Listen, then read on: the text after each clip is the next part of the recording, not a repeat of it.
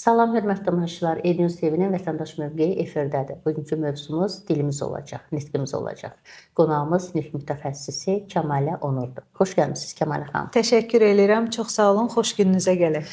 Minnətdaram. Kəmalə xanım, sizə istənilən bir xalqın düşüncə tərzi və dünya görüşü onun dilində əks olunur. Ana dilin saflığının qorunması mədəniyyət məsələsidir. Mədəni irs bu cəmiyyətin mədəni inkişaf səviyyəsini əks etdirən amillərdəndir. Biz necə dilimizin saflığını qoruya bilirikmi? Öncə onu deyim ki, çox yaralı bir mövzuya toxunmusunuz. Yəni əslində bu gün bu mövzuda hamımız danışmalıyıq. Sadəcə bu mövzuda susanlar var və danışanlar var. Sevindirici haldır ki, ölkə başçısı məhz bu məsələ ilə bağlı kifayət qədər işlər görür. Demək olar ki, bütün çıxışlarında Azərbaycan dilinin əhəmiyyəti ilə bağlı vətəndaşlara müxtəlif tövsiyələr verir, nələrsə danışır, izah etməyə çalışır və hətta elə söhbətimin başlanğıcında bunu misal gətirmək istəyirəm ki, biz bəzi məsələlərdə özümüzə rəhbər tutduğumuz insanlar var. Bunlar rəsmi olaraq bizim rəhbərlərimiz deyil, mənəvi rəhbərlikdən söhbət gedir. Ölkə başçısının çıxışlarını izləməklə biz əslində Azərbaycanda Azərbaycan dilinə olan münasibəti müşahidə edə bilərik. Bu, birbaşa dövlətçilik tərəfindən edilən qayğıdır, ana dilinin saflığının qorunması ilə bağlı görülən işlərdir. Bəs xalq özü necə? Sualın bu hissəsinə gəldikdə, xalq özü necə yanaşır? Burada biraz məsələdə ikitirəlik, biraz fərqli yanaşmalar var və bu barədə danışmaq istəyirəm əslində. Deyim ki, sizə bugün Azərbaycan vətəndaşı bir neçə hissəyə bölünüb. Sosial şəbəkələrin növünə görə, sosial şəbəkə platformalarının növünə görə belə izləyicilər dəyişir. Niyə birbaşa sosial şəbəkədən danışıram? Çünki bugün Azərbaycanda vətəndaş, istənilən insan dolayısıyla sosial şəbəkədədir. Bu deməkdir ki, bütün dil daşıyıcılarının hamısı sosial şəbəkədən istifadə edirlər. Amma necə istifadə edirlər? Orada reaksiya necədir? Bu platformadan platformaya dəyişir. Mənim hətta ana dili ilə bağlı Elə yox belə adlı bloqum var. Məsələn, bu bloq TikTokda işləmir. Yəni TikTok bu bloq üçün tam fərqli bir məkandır. Mənim orada paylaşdığım, araşdırdığım, üzərində işlədiyim, dəqiqləşdirdiyim, hər hansı bir elmi əsası olan hansısa bir ifadə ilə bağlı çəkdiyim video bəzən təhqirlə müşahidə olunur, təhqirlə qarşılanır. Heç bilmədiyin, TikTokda bir sizdə belə şeylər var. Ad yox, soyad yox, heç bir ünvan yox. Sən bu adamı axtarsan belə bilmirəm, hətta dövlət orqanları onları axtarıb tapa bilərmi ya yox bilmirəm. User axırında da 8-9 dənə rəqəm. Bilmirsən kimdir. Bir də görürsən söyüş yazır, bir də görürsən təhqir yazır. Mən deyirəm ki, gəlin Azərbaycan dilində səlis danışaq. Götürüb altına yazır ki, sən ağıllısan. Get işinlə məşğul ol. Yəni, belə adamlar çox olduğu halda biraz bizim cəbhədə mübarizə aparmaq çətindir. Sevindirici hal odur ki, dediyim kimi dil məsələsi gündəmdədir. Ana dilini qorumaq üçün əlindən gələni eləyən insanlar var. Belə siz hal-hazırda bu mövzunu qoymusunuz və müzakirə edirik. Bu mövzuda danışan televiziyalar var, radiolar var. Müəyyən qədər Azərbaycanın digər atributları kimi, digər bizə lazım olan nəsnələr kimi ana dilinin vacibliyindən xəbərdar olan qurumlar bu məsələdə ciddi şəkildə nələrsə etməyə çalışırlar. Amma bəzən də dediyim kimi boş verirlər. Yəni belə də olur. Şəhərin istənilən küçələrində reklamlara baxırsan, hamısı əcnəbi dillərində. İngilis, ərəb, fars. Bunlara necə baxırsınız? Bu belə olmalıdırmı? Yox, bu belə olmalı deyil. Əslində satış məqsədi ilə daha yaradıcı görünmək üçün müxtəlif başqa dillərdən, xüsusən ingilis dilindən, rus dilindən sözləri alıb, o sözlərin üzərində müəyyən oyunlar oynayıb adlar düzəldirlər və ya daha cəlbedici görünsün deyə, daha müasir görünsün deyə bəzi xarici sözlərdən istifadə edirlər. Bu, bizim dilimizi aşındıran şeylərdən biridir. Niyə bu belədir? Biz gündəlik, məsələn, düzdür, mən özümlə bir götürmürəm, amma normal, orta statistik Azərbaycanlı hər gün kitab oxuyurmu? Oxumur. Amma biz o yazıları hər gün görürük. Beyin bunu əzbərləyir və nəticədə biz gördüyümüzü artıq vərdişə çeviririk. Bu göz yaddaşından keçir beyin yaddaşına və biz sözü tapıb deməyə belə çətinlik çəkirik. Çünki onun artıq ingilis dilində olan qarşılığı bizim dilimizə hopub. Bu baxımdan doğru hesab eləmirəm. Ümumiyyətlə olmamalıdır. Bilirsiniz, mən Azərbaycan dilini çox sevirəm bir vətəndaş olaraq.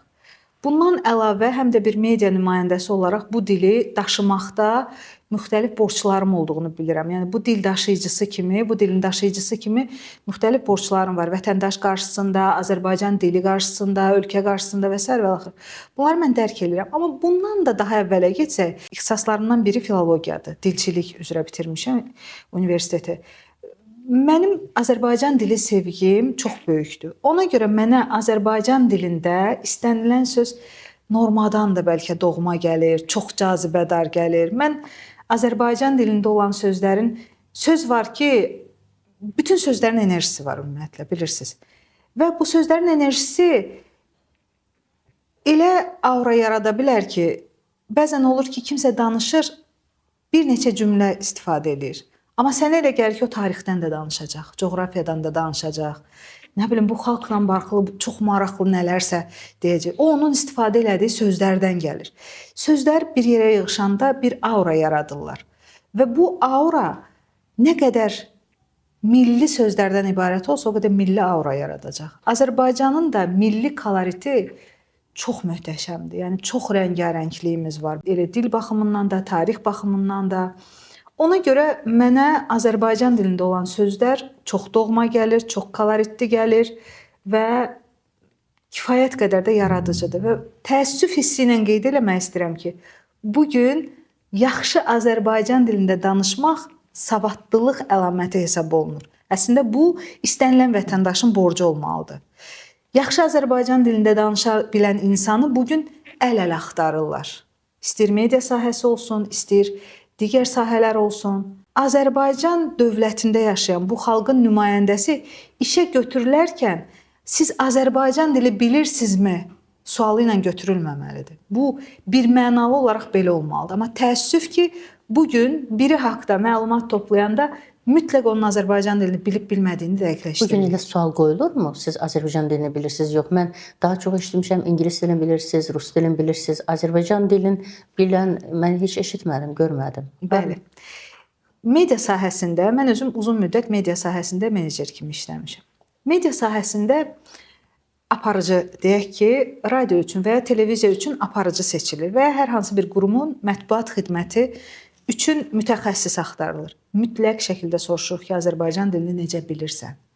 Yəni, bizim bu baza danışıq tərzindən söhbət getmir. Ailədə, evdə, məişətdə danışılan Azərbaycan dili təbii ki, hamıda var. Azərbaycan dilində olduğun sahə üzrə müfəssəl bilməkdən söhbət gedir. Məsələnin bir tərəfi də var, bunu da deyim. Bir dönəm yeni ixtisaslar gəlməyə başladı gündəmə və bu yeni ixtisaslar başqa ölkələrdən gəldiyi üçün onlar kifayət qədər böyük terminlər toplusu gətirdilər özləri ilə. İngilis dilindən, rus dilindən, Türkiyədən Azərbaycana çoxlu kitab axını oldu bir müddət. İndi də davam edir və bu istər-istəməz dildə dəyişikliklər yaradır. Özdə deyim ki, mən Türkiyə türkcəsini çox sevirəm. Amma Türkiyə türkcəsi Azərbaycan dili üçün ən təhlükəli olan türkcələrdən biridir. O qədər yaxındır ki, bizə o qədər doğmadır ki, biz o dilin təsiri altına düşdüyümüzün heç fərqinə varmırıq. Və bu bizim dilimizi aşındıra bilir. Ona görə də kitab oxuyarkən, hansısa bir ixtisasla bağlı məlumat alarkən mütləq şəkildə bu sözün Azərbaycan dilində olub-olmadığına fikir vermək lazımdır. Biz bəzən boş veririk, amma olmaz. Çünki biz dil daşıyıcılarıyıq. Bu bir vəzifədir. Rəsmi olmasa belə bu bizim vəzifəmizdir, vətəndaşlıq borcumuzdur. Ola bilər ki, düşünərsiniz ki, Kəmalə pafoslu danışır. Amma qətiyyən torpaqlarımızın bütövlüyünü qorumaq məcburiyyətimiz qədər, borcumuz qədər dilimizin bütövlüyünü qorumağı bacarmalıyıq. Bir xalqın müstəqilliyi, bir xalqın bütövlüyü, bir xalqın sınmazlığı, dönməzliyi birbaşa onun dilindən gəlir. Yəni ana dili niyə deyirik? Ana dili təkcə anamızın dili demək deyil. Bu həm də bu xalqın, xalqın nümayəndəsinin, danışacaq insanın, yəni ana fikirləri, ana ideyası, yəni danışdığı dilin böyüklüyündən söhbət gedir burada. Və bu da birbaşa dediyim kimi öhdəlik, vəzifə, vətəndaşlıq borcuna qədər gəlib çıxır. Bayaq vurğuladınız, milli aura yaradanlar çox azdır. Bəli. Milli aura yaradanların əhatəsində oldunuzmu? Bilirsiniz ki, dili canlı saxlayan sahələrdən biri ədəbiyyatdır. Digər sahələr dildən aktiv istifadə edən incəsənət növləridir, teatrdır, kinodur. Bütün bu sahələrdə milliliyi qoruyub saxlayanlar var və biz Azərbaycan dilinin gözəlliyini sırf bu insanlara borcluyuq.